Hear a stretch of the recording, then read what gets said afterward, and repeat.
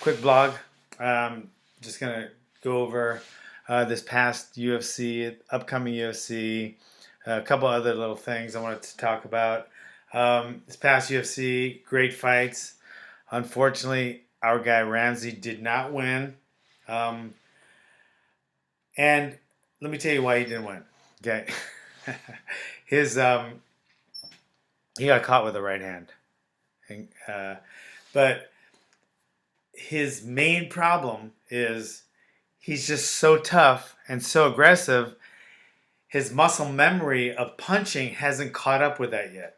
Great wrestler, has a solid wrestling base from the time he was a kid, so that's all embedded in his DNA.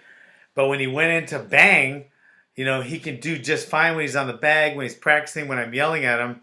But in that cage, with all the excitement and then, just his instincts took over, he doesn't have that muscle memory instinct of throwing correct punches yet. So it didn't work out well for him. But there's a lot of things you can teach, and that punching power and that punching instinct, muscle memory, I can teach. Heart, you cannot teach. So if the guy doesn't have a heart to fight and a huge, courageous heart, you can't teach that. He'll never have it. He can have all the skill in the world, but you'll never be able to teach that. Ramsey has that. So the rest is just cake. It's just icing on the cake. We just got to build up from there because his heart is there. He's the kind of guy that's just going to go. He's the Chuck Liddell, the Court McGee, the Glover, the Brian Stan, he's that guy. So, like I said, we're gonna go back to drilling and working on things, but unfortunately, he got caught, and I'm still proud of him. I can't even tell you how proud I am of him. Can you imagine being a coach, a trainer, a parent, or whatever, and just somebody that's realizing their dream, not just talking about it, and not just, dreaming about it, but actually putting in the work and actually stepping into that freaking cage in front of, I don't know how many people on pay-per-view or whatever, TV, and the, 16 to 18,000 screaming fans, and put it all on the line. That takes balls, or ovaries. Sorry, women.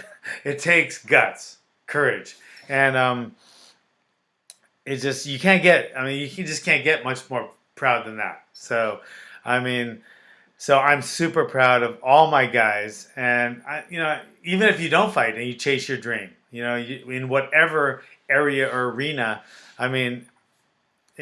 that's what, as a mentor, father, coach, instructor, whatever, that's what we want. That we want that guy that's going to chase his dreams and just do what it takes to go to the top. Whether it's becoming a doctor, a UFC champion, the best curtain maker in the world. Whatever it takes, and you chase that dream, to me, that takes courage. But, you got to say, getting in that cage takes a special kind of courage. Okay, and that's something that I really admire in my guys.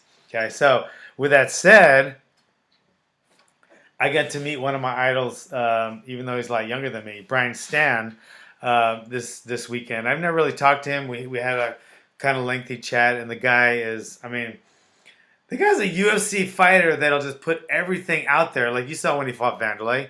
I think he could have won easily by just staying outside and working techniques and outscoring him, or even knocking him out, making it a safer fight. But he just said, "Fuck it, we're going," and he just put everything on the line. He ended up on the short end of the stick, but not really. He lost the fight, but he made so many fans, and it just showed the heart, of a fighter. And he's in there in that cage fighting, and that's the easy part. He was over there in freaking Iraq fighting against, no referee there. Taking bullets and shit and dodging them and fighting for his country. So, that takes fighting to the, exponentially unbelievable. And he is, like I said, that's what you call Brian Stann is your ultimate Bushido. I mean, if there's one guy to stand over, and say Bushido, it would be someone like Brian Stann. So it was great meeting him and talking to him, but anyway, so great fights this last weekend. Cormier won. It was more style, so it wasn't the most exciting fight ever, but they're both so good. Frank Mir and Daniel Cormier are both so good that it just came down to styles, and their style kind of nullified each other. So it wasn't the most exciting fight in the world, but they are great fighters.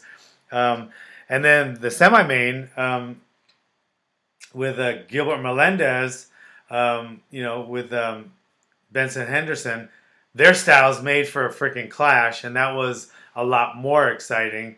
Great fighters as well. So it was a really, really good card. We got Anthony, I don't even know how to say his last name, out of One Kick Nick's gym in Vegas. Beautiful counter left hook knockout. He's climbing that ladder.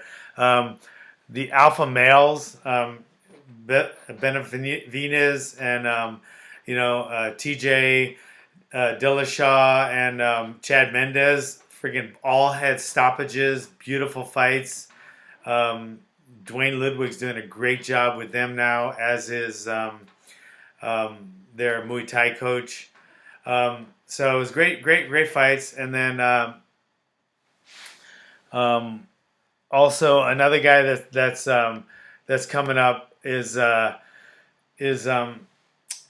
guy that looks like Carlton on what do you call, what was that show, the Fresh Prince. He looked like Carlton. Lorenz Larkin. Really, really a good fighter.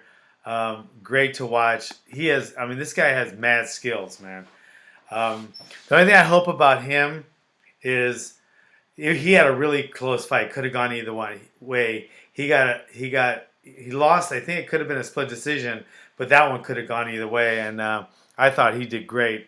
I hope he stays with the camp he's with and doesn't go to like a different camp to try to, because whatever he's doing, where he's doing it, it's gonna bring him to the top. That guy has some serious skills, and he looks like Carlton on Fresh Prince, and he would not do that dance for me, but he looks just like him on steroids.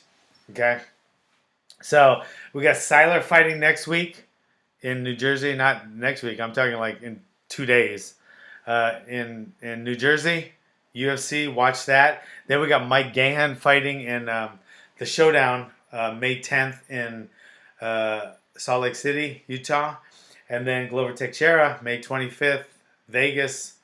So you make sure you watch that. Okay. Anyway, that's all I got to talk about right now. I'll see you guys later.